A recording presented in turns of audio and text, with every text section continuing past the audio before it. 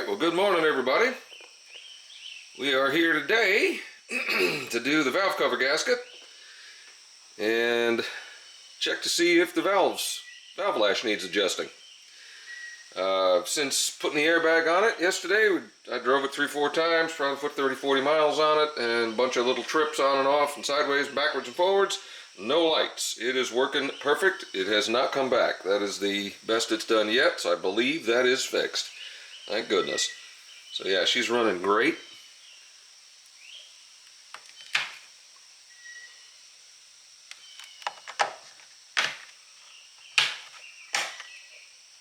I have no idea what that's for. Weird. Georgia pine. Anyway, this doesn't appear to be too difficult. First thing we're going to have to do is get all 8 coils out of here. Then there's, I believe, 2 more 10 millimeters to get this wiring harness, get it out of the way. I don't think this has to come out of the way, but I'll probably pop this little holder off and move, just loosen that wire up a little bit, maybe unplug one of these valve timing solenoids just to free up a little area. This hose is going to have to come off in there. You can see the clamp on the right. That looks to be the easiest one to access without having to take this piece off and get down to that one in there, which is a little bit obscured. But that's about it, because then it's just 1, 2, 3, 4, 5, 6, 10 or 12 10 millimeters, and the valve cover pops off. This valve cover gasket is kind of weird. It doesn't look right, but I believe after investigating it, it is. The rear cylinder, the rear spark plug gaskets that have failed are these here. They are built into the valve cover gasket itself. The fronts are these, which actually bolt onto the valve cover. You can kind of see these little bolts on either side of the coil down there. So they are inside, bolted to the valve cover. Those are still good. The ones in the back that are just the valve cover gasket itself, those are the ones that have crapped out, which is interesting because I saw 4 of each and I was like, how the hell? And then looking at it much more closely, the rear is a very different design as far as the valve cover sealing and the spark plug hole sealing than the front. So it's kind of interesting. So that's what we're going to do. We're going to try to get this set up so maybe you can see what the heck I'm doing and pull some of this stuff off.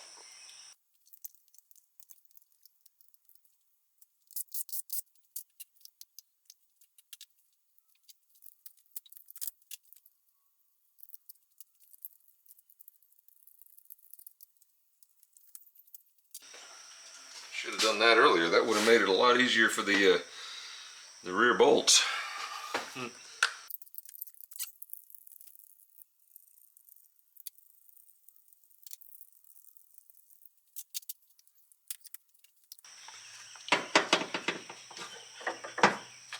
This can take a little finagling. This is the one that's screwed up. Yeah, you can see it doesn't have that rubber on it. I'm going to have to fish that out of that hole. Alright. So you can kind of see they're very different. How you got these seals with the screws in them, and then back there they're right at the edge where their part of the valve cover is, where that other piece of the seal is going to go. So now we're going to try to grab a pair of pliers and grab this guy. See if we can get that to back off without snapping my fingies. Hate these clamps. Oh, very good. Okay. Let's see if it kind of seems like the rubber might be loose. If not, we'll get in there with a pick.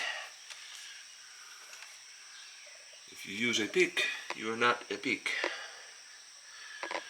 See if anybody knows that one. Looking in here now, pretty good access to the oxygen sensor, if I ever need it. Very cool. I don't know what that is, Denso something. Alright, so now you can see we've just got good access to all of the little 10 millimeters going around, so we're going to pull those off next.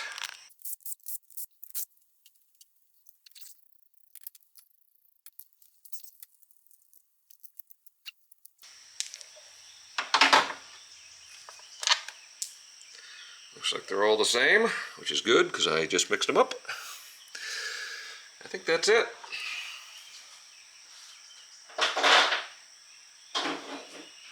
See if this can come off. There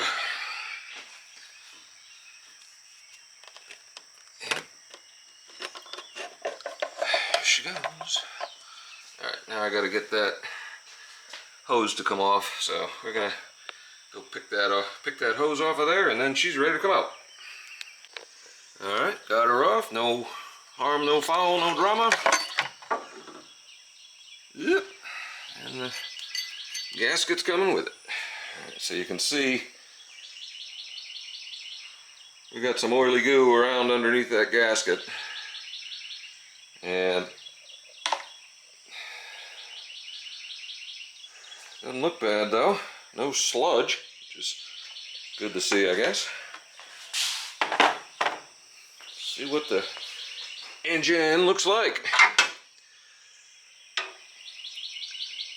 Oh boy. Oh goody. We're down in aluminum. I was hoping I was going to be down in one of these tubes for the rears, but we're not. But you can see how that oil has gotten around there, and that's what's getting into the spark plug holes. So I'm not quite sure how I'm going to get that thing out, but look at that little roller rockers. Neat. Isn't that awesome? One single cam. Look at the little tiny chain. This is something. Pretty clean though. Look at the, oh man, the valve springs are just so cute. They're like throttle return springs from a big block. But yeah, she looks pretty clean. I'm happy with that. Very nice. I don't know if you can see that number 4 on the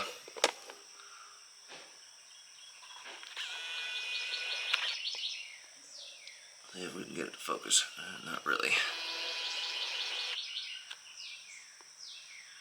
There's a number 4 on the cam sprocket right there, and that is how it helps you know what cylinder you can do your test on. These don't feel bad. If anything, they may be a little tight, which is interesting.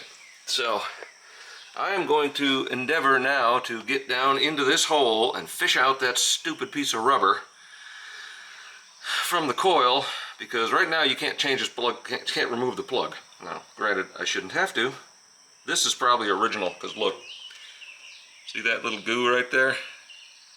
That's some sealant they put on it at this split line between the timing cover and the block. And that doesn't look like anything you would normally buy, because it's kind of not silicone-y. So that's probably factory original. I don't think this has ever been off, so we're going to do that next. Alright, well, I got that thing out. It's the piece that used to be on there. These are all pretty chewed up. I'm going to do a little more inspection of these babies, and I may replace a coil or two just because of that. These two on that side there are pretty well chowdered, and that's just asking for a misfire.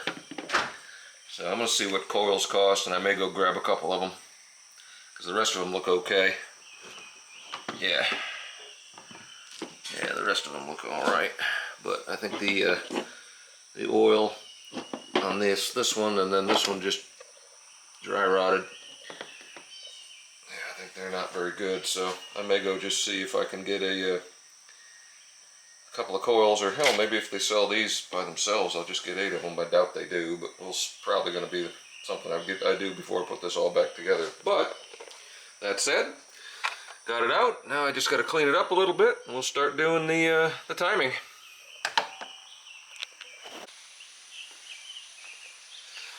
All right, so was able to fish my little rubber doohickey out of there, so we're good.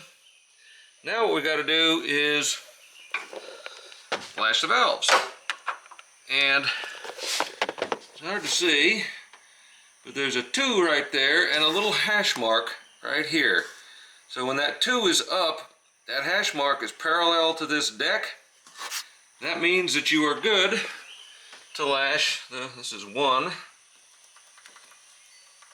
the valves for the number 2.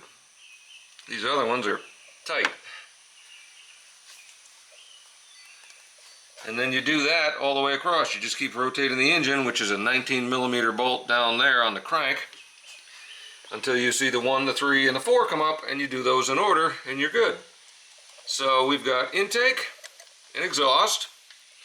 The intake is 6 to 7 thousandths, and this is nice and cold. And the exhaust is 10 to 11 thousandths. So I'm going to get me some feeler gauges, and we're going to check to see what we have. It feels tight. They do. They don't feel like they have any slop at all. So that's going to be interesting. 1 minute while we find the feeler gauges. Alright, so interestingly, this intake valve is about 9, supposed to be 6 to 7, and the exhaust is actually right around a 12, and it's supposed to be 10 to 11. So they are a little out, a little bit big. So now we're going to get me a little screwdriver and what looks to be maybe a 10mm wrench, and try to snug those down a little bit. Alright, so we have cracked loose the jam nut. Now we can move the adjuster. This is old school.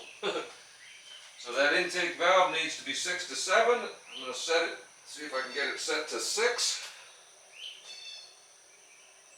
Or right around 6-ish. See if we nope, that's not going to be good. Not sure how we're going to do this, so y'all can see. We're going to get that in there, like that, and then we're going to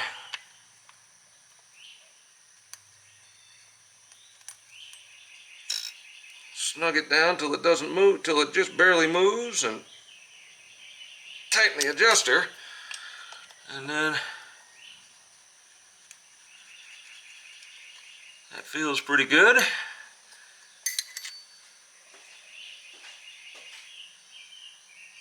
Grab the 7.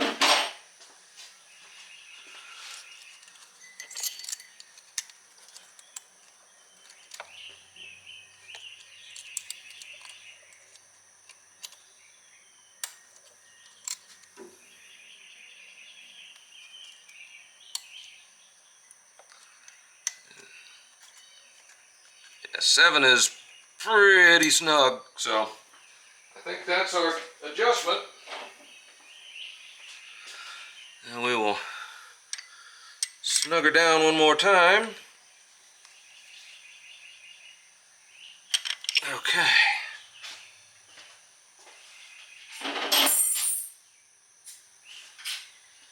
Check her again. Oh yeah, that's nice. Nice and smooth. And then we'll repeat that with the 10 to 11 on the exhaust side. And then you just roll the crank to the next position and do the same thing for all 8 valves. And that's basically how you set the valves. And then once you're done, you put it back together. So that's good. We're going to have a little bit more valve opening. A little bit. Probably worth about 1/4 horsepower, which in this thing is like 30%. So we will be back after we tweak the rest of all of the valves. Alright, so we got it up to number 1. This one's right on. It's right at 6. The back here is about a easy 13, so that one's got to come down a little bit. So we're not going to adjust the front intake because it's right where it's supposed to be. And this one, we're going to bump it down a couple thou, get it to the 10 range, and we'll be in good shape.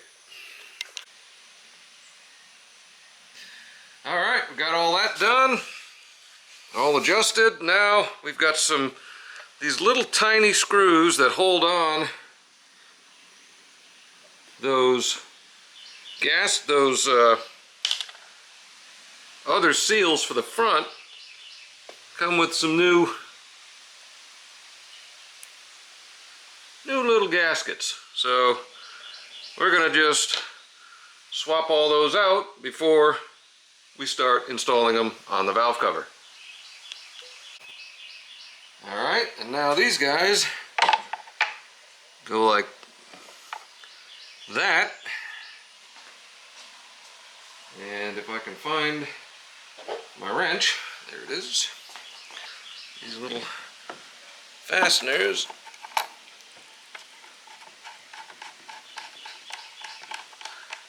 thread in.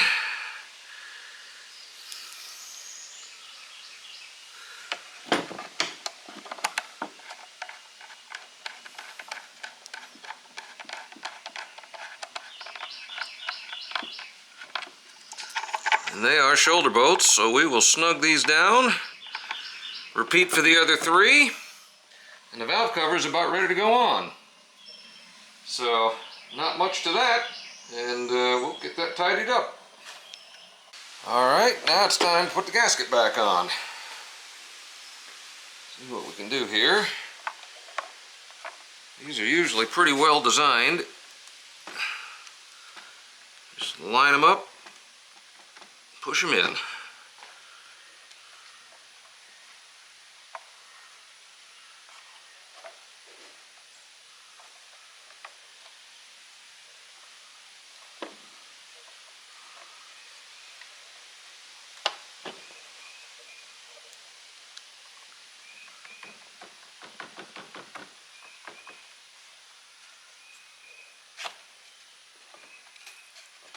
Yep, there it goes.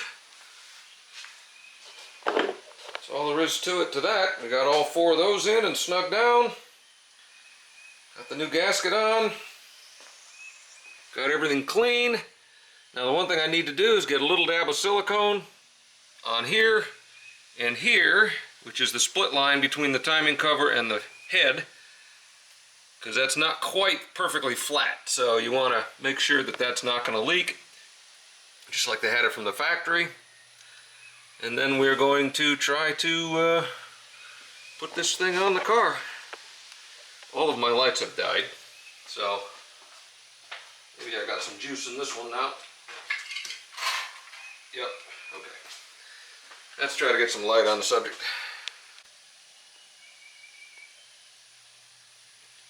Alright, we got our little silicone dab on there.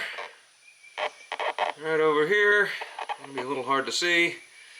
But now we're going to try to get that valve cover back on.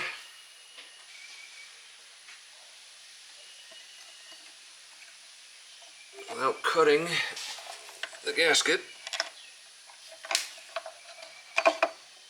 There. Getting there. Gotta get that hose kind of to go on. Which of course isn't playing nice. We'll move the hose later. There she goes. Push those down.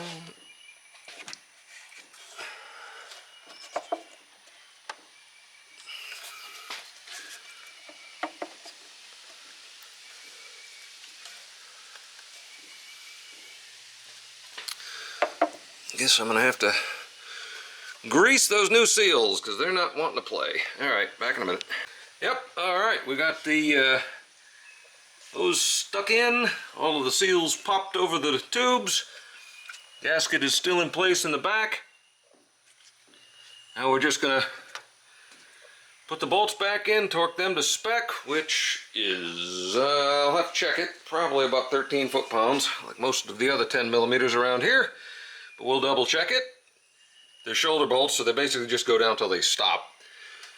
So then we'll start putting the coils back in. I did look, of course no coils available anywhere near here, and they're $100 a piece, so I'm going to clean this one off really good, glue it back together, clean all the, well, and the other ones I cleaned them the other day. So we're going to live with this until it starts causing an issue, and then we'll replace them at that point. So they are different front to back. I didn't notice that, but the angle versus the bolts for the front coils and the rear coils are different, of course. So we've got 4 of each. But anyway, so now we're going to start putting all of the little shoulder bolts back in and snugging them up. Alright, they're all snug back up. Now we're going to start putting the rear coils in. I think I'm going to put the bad one over here because that's about the easiest one to get at, the one that's a little iffy. And the rest of them we'll just put back in. Then the front coils, and we'll lay down the electronics, and I guess I can put the oil cap back on it. Don't want to forget that. And then we are probably good. Coils next. Alright, well we got that coil fixed up. A little bit of brake clean, a little bit of super glue, that should hold it pretty good. All the other coils are on. Wire harness is back. And everything is connected, and I don't appear to have any extra fasteners. So I guess that's good. Let's see if she will start up. Hopefully. Alright, let's see what we got. Vroom. The airbag light still kind of freaks me out. Oh, hell, I didn't have the econ on the other day. Alright. The phone has been connected. I'm assuming that idiot light is for the door. Yep. Alright, good.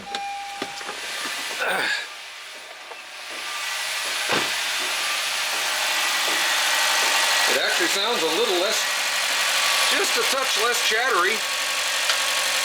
Having the valves knock down a couple of thou into tolerance. Oh, she's nice and quiet.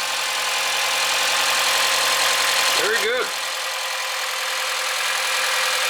Well, that's cool. Well, there you go. That's how you do the valve cover and lash the valves on the old 2013 Honda Civic Hybrid. I think it's very similar for the 1.3s that came before as this 1.5. It's the same valve cover gasket. So, yeah, I think we're in good shape. Yeah, till my stupid transmission fluid gets found by the feds. Guess we're done for a little bit.